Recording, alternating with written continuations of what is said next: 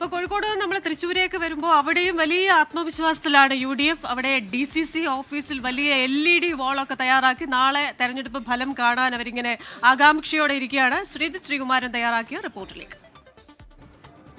സംസ്ഥാനത്ത് UDFന്റെ തരംഗമെന്നാണ് UDF പ്രവർത്തകരും അതുപോലെ തന്നെ നേതാക്കളും എല്ലാം തന്നെ പറയുന്നത്. അതിന്റെ ആത്മവിശ്വാസം അല്പസമയം മുൻപ് നമ്മൾ KPCCയിൽ കണ്ടു. തൃശ്ശൂർ DCCയിൽ എനിക്ക് പുറകിൽ നമ്മുടെ ക്യാമറാമാൻ ബിനേഷ് ബാബുരാജ് ആ ദൃശ്യങ്ങളാണ് പ്രേക്ഷകർക്ക് കാണിച്ചു കൊടുക്കുന്നത്. എനിക്ക് പുറകിൽ ഒരു LED വാളൊക്കെ വെച്ച് നാളെ തെരഞ്ഞെടുപ്പ് ഫലം അത് ഉറപ്പായും UDFന് അനുകൂലമാകുമെന്ന പ്രഖ്യാപനമാണ് അവർ നടത്തുന്നത്. ഇവിടെ അതിന് വേണ്ട സജ്ജീകരണങ്ങളെല്ലാം തന്നെ ഒരുക്കി കഴിഞ്ഞു.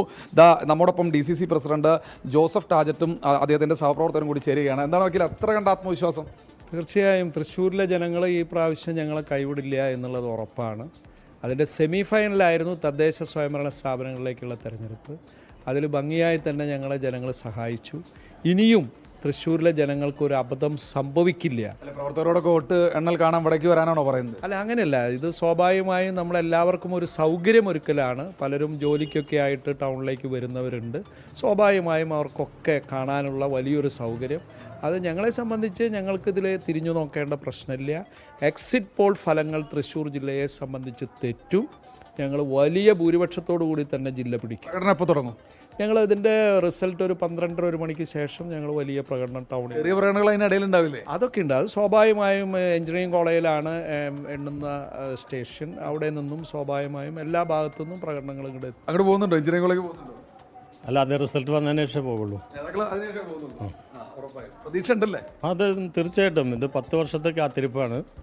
എല്ലാത്തിലും ഞങ്ങൾ മുന്നോട്ട് വരും എന്നുള്ളത് തന്നെയാണ് ഞങ്ങളുടെ വിശ്വാസം. മുഖ്യമന്ത്രി ചർച്ച ഒരു ഭാഗത്ത് നടക്കുന്നുണ്ട്. ആ സമയത്ത് അതൊരു ആത്മവിശ്വാസത്തിന് ഏതെങ്കിലും തരത്തിലുള്ള കുറവ് സംഭവിച്ചിട്ടുണ്ട്? ഒരു കുറവും സംഭവിച്ചിട്ടില്ല. ഞങ്ങളുടെ നേതൃത്വം പറഞ്ഞിട്ടുണ്ട് എങ്ങനെയാണ് കോൺഗ്രസ് മുഖ്യമന്ത്രിയെ തിരഞ്ഞെടുക്കുക എന്നുള്ളത് പാർട്ടിയുടെ പ്രൊസീഡിങ്സ് ഉണ്ടെന്ന് എല്ലാ നേതാക്കന്മാരും പറഞ്ഞിട്ടുണ്ട്. ഞങ്ങൾക്ക് സംശയമില്ല.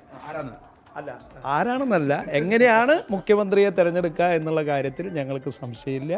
ബാക്കി പിന്നെ CPM അവരെ തോൽവി മുന്നിൽ കണ്ടുകൊണ്ട് ഇതിനെ മോശമാക്കാനുള്ള കുറേ പരിപാടികൾ ചെയ്യും. ജില്ലയിൽ മറിച്ച് ഒരു 12 സീറ്റ് വരെ പ്രതീക്ഷിക്കുന്നുണ്ട്. അല്ല, ഞാൻ പറഞ്ഞല്ലോ, എന്തു വേണമെങ്കിൽ നമുക്ക് സംഭവിക്കാം. ഭൂരിപക്ഷം ലഭിച്ചിരിക്കും. തീർച്ചയായും അതാണ് UDFന്റെ ഒരു ആത്മവിശ്വാസം. അവരെന്തായാലും LED വാളൊക്കെ വെച്ചിട്ടുണ്ട്. നഗരത്തിലൊക്കെ ഉള്ള ആളുകളോട് ഇങ്ങോട്ട് സ്വാഗതം ചെയ്യുന്നുണ്ട് കാണാൻ വേണ്ടി. ഇവിടുന്ന് ആഹ്ലാദപ്രകടനം തുടങ്ങുന്നതാണെന്ന് അവർ പറയുന്നത്. തൃശ്ശൂർ ജില്ലയിൽ മികച്ച മുന്നേറ്റം ഉണ്ടാകുമെന്നും DC അധ്യക്ഷൻ പറഞ്ഞു വെക്കുന്നു. ബിനേഷ് ബാബുരാജിനൊപ്പം ശ്രീകുമാരൻ, 24 തൃശ്ശൂർ.